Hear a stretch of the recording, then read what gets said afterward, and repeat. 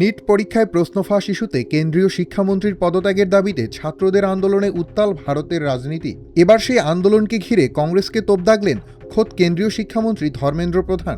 তার মতে, শিক্ষার্থীদের ন্যায্য দাবিকে সামনে রেখে কংগ্রেস রাজনৈতিক ফায়দা লুটতে চাইছে। সামাজিক মাধ্যম এক্সে দেয়া এক পোস্টে ধর্মেন্দ্র প্রধান বলেন, সরকার সংসদে নিট কেলেঙ্কারি নিয়ে বিস্তারিত আলোচনায় প্রস্তুত ছিল, কিন্তু আলোচনার বদলে প্রধানমন্ত্রী নরেন্দ্র মোদীর বাসভবনের সামনে বিক্ষোভ করে কংগ্রেস ইচ্ছাকৃতভাবে সংঘাতের পরিবেশ তৈরি করেছে। শিক্ষামন্ত্রীর অভিযোগ, এই কর্মসূচির কারণে জনদুর্ভোগ বেড়েছে এবং নিরাপত্তা লঙ্ঘনের ঘটনাও ঘটেছে। তার মতে, শিক্ষার্থীদের সমস্যা সমাধান নয়, বরং রাজনৈতিক বিশৃঙ্খলা সৃষ্টি করাই কংগ্রেসের মূল উদ্দেশ্য। এদিকে সোমবার ককরোচ জনতা পার্টির বিক্ষোভে ছাত্র যুবকদের উপর লাঠিচার্জ করে দিল্লি পুলিশ। প্রতিবাদে রাহুল গান্ধী, প্রিয়ঙ্কা গান্ধীর নেতৃত্বে কংগ্রেস নেতারা প্রধানমন্ত্রীর বাসভবনের কাছে ধর্নায় বসেন। পরে দিল্লি পুলিশ তাদের আটক করেন। অবশ্য রাতেই তাদের মুক্তি দেওয়া হয়। ডেস্ক রিপোর্ট, আজকের পত্রিকা।